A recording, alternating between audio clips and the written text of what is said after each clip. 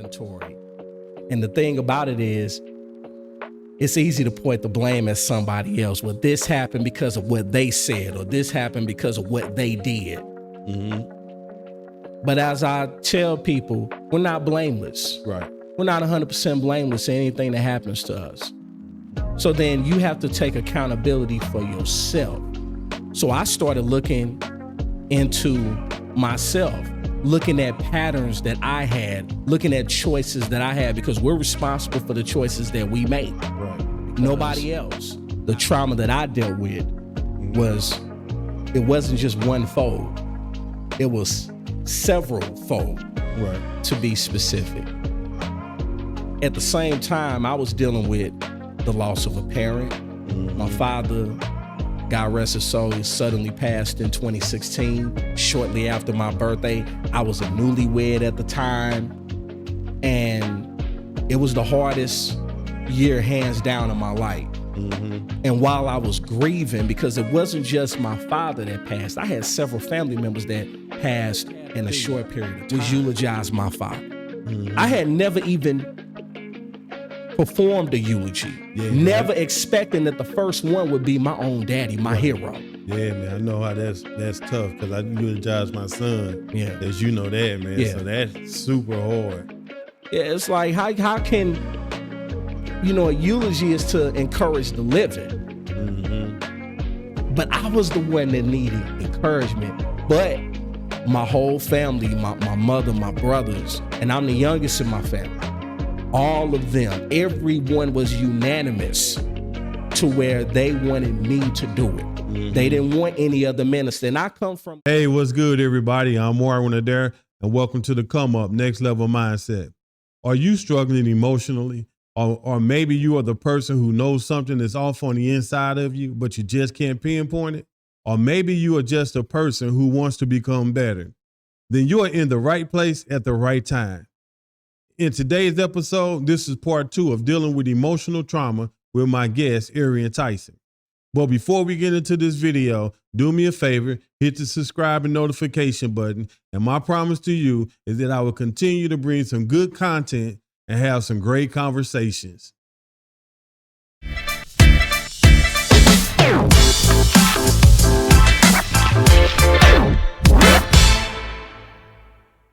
And see, I know from that situation, one, being around you, I kind of seen that's when you really started kind of struggling with the emotions. But I also know that that day or at that time frame, you never got an explanation on why. So I know that could be hard within itself. So the why piece, and I know a lot of people, we've been wanting to know the why. Sometimes we're not going to get it. That's right. Sometimes we're not going to get there. Why? And how do you deal with it? How you deal with it is give yourself the grace and the space to go through your process. A lot of times we'll just make ourselves overly busy and never grieve, never go through the process. We just try to bury it, whether it's in work, whether it's drinking, whether it's developing unhealthy addictions. But you have to trust the process. And in the process of trusting the process, understanding that even though you don't understand why it happened, God is still with you. Yeah. He's with you throughout all of it. So when I went through my process, because when I went through that situation, I told myself, and I told you this, my biggest challenge was to make sure that I don't become bitter. Yeah, remember that. And the reason I said that was because years ago, I had someone else walk out on me. And I had an entire organization turn their back on me, and I never spoke about it. So imagine walking into a room and you can just feel it in the air that somebody has been speaking about you negatively. That's what life had became for me years prior. And I'm just reminded of, and I was reminded of it before we got closer, to where I'm only responsible for my response. Mm-hmm. So I always, even now, I think about things that you tell us every Sunday. Open our eyes so we can see the wicked ones when they're trying to attack. And more importantly, ask God to give us the correct response. Right. And a lot of times we don't have the correct response because we responding out of trauma, out of unresolved issues, out of things that we thought that we got over, but we feel like it's deja vu all over again. And this is one of the reasons why I wanted to start off with you, because I was talking to this lady, Veronica Coleman, and we was talking about the Wealth Conference. And she was like, I think you need to talk about trauma first and people dealing with trauma, because when they deal with that trauma, they make bad decisions. Right. You know, and I think it's important because even me right now, I think about, wait a minute, if I'm making the wrong decisions, then why am I making that bad decision? Right. Even when it comes to weight loss. Yes. You know, you was on a journey with us. Yeah. I'm down 70 pounds. Then my father passed. Mm-hmm. You know, I picked up 20 pounds. Then my son got into a bad car accident. I pick up another 20 pounds. And I think after that, I was dealing with probably some emotional things that I didn't deal with. So my excuse was, I'm sitting in this car, right? You know, right. But it was probably more so I needed to deal with some things emotionally. Yeah, and the thing is, we make time for what is important to us. Mm-hmm. We'll either find a way or we'll find an excuse. But like I tell folks, you can make moves or you can make excuses, but you can't do both. Right. So because of the fact that I've seen a generation of men as a man, even in my own family, I have an entire generation of men gone at an early age.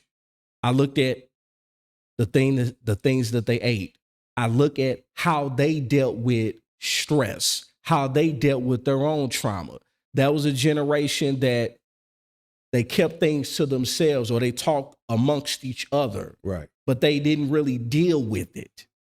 Yeah, that's another emotion right there to deal with, knowing that a lot of the men in your family died what age? Before 70 and under. For example, and I'm gonna be specific. In my family on my father's side, there was 4 boys and there was 2 girls. And ironically, today is the oldest girl's birthday. She's the oldest, first out of 6.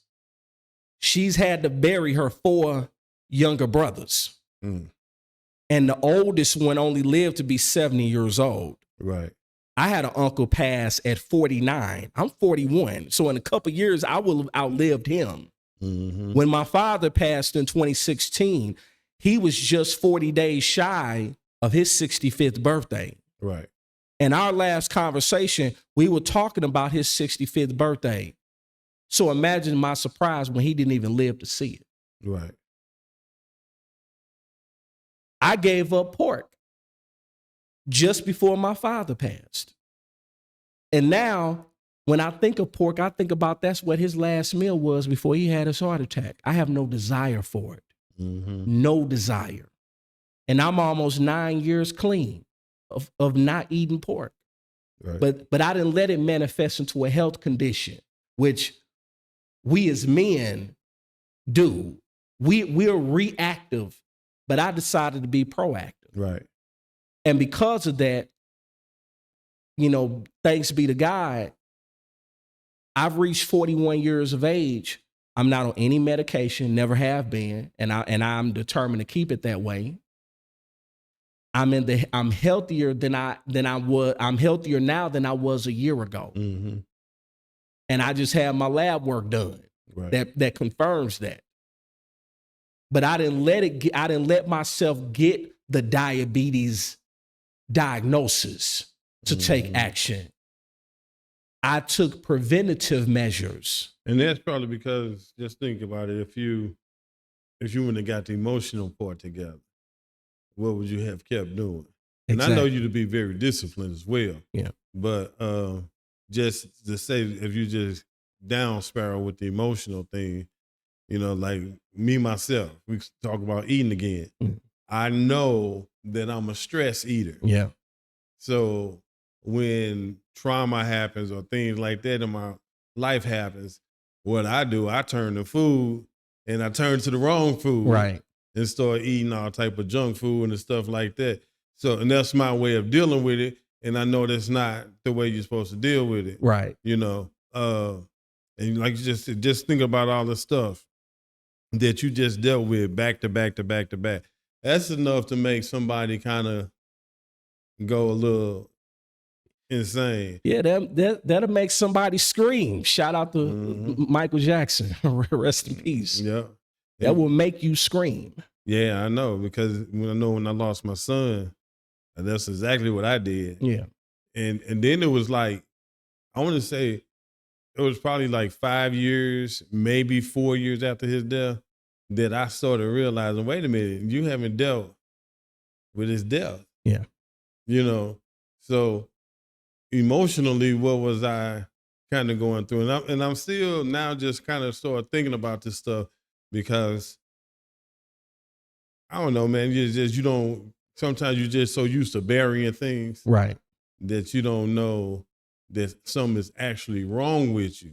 And that's why I started off asking you, when did you realize that there was some issues? Because to me, that's the first part. Yeah. Yeah, because even in the stages of grief, one of those stages that they tell us is denial.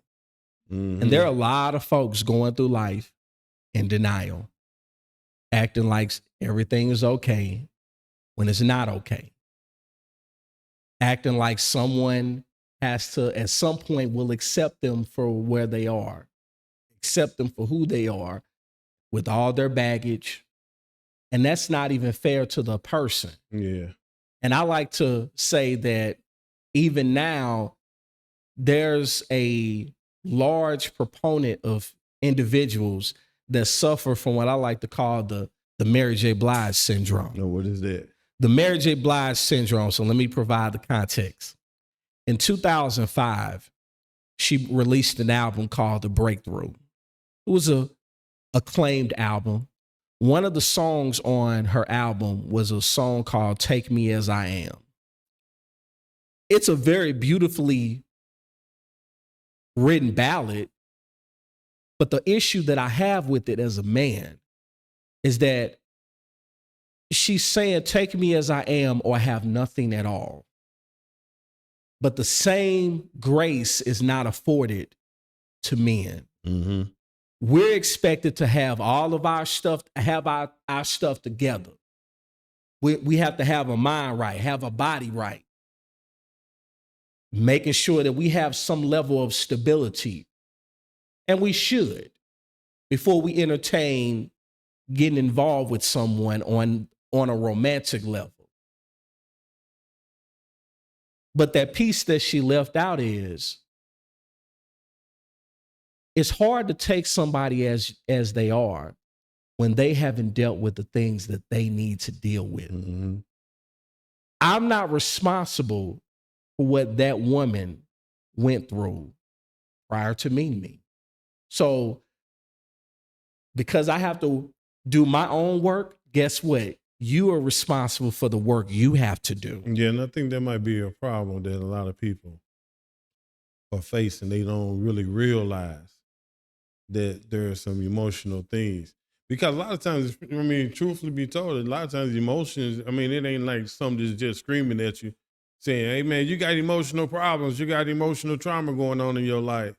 You would get into that routine where you just doing things and living life, and because of so many other people is probably doing the same thing, you don't even know that you're dealing with an emotional issue. Yeah. And that's part of the denial. That's part of it. Mm-hmm. To act like it doesn't even exist, or if someone brings it up, they don't even want to talk about it. They don't even want to dive back into it. Right. Because of fear of getting triggered. Mm-hmm. But in order to overcome something, this is how you really know that you're over it. Right. When you actually can talk about it in a healthy manner. Mm-hmm. When you realize that you went through it, but the reason you went through it is no longer for you.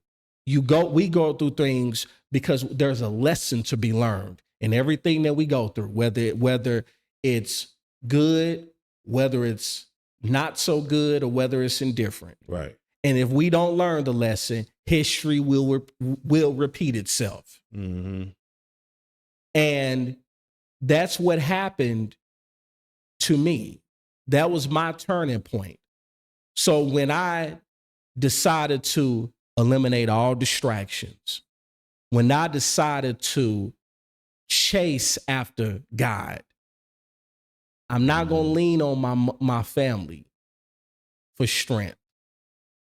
I'm going to just get with God, and it's just me and God alone. Right. That's what happened. When my mother was telling me after my ex-wife left, you can always move back home. I said, no, ma'am.